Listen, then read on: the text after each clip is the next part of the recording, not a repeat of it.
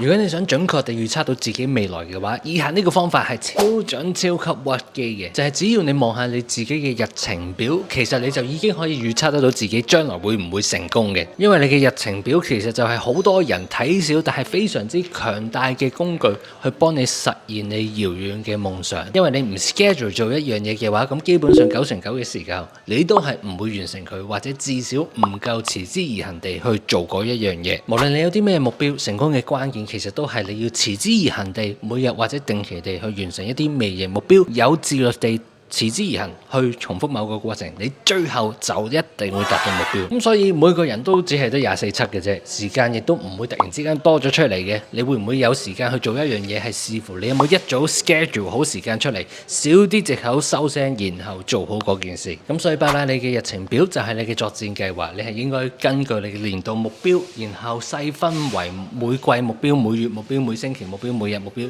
然後一早 schedule 好你每日每粒鐘要完成啲乜嘢。咁你每朝早起身就唔需要再嘥時間諗做啲乜嘢，然後你個腦就會有創意地解決到各種問題，更有效率地完成所需工作達到嘅所有目標啦。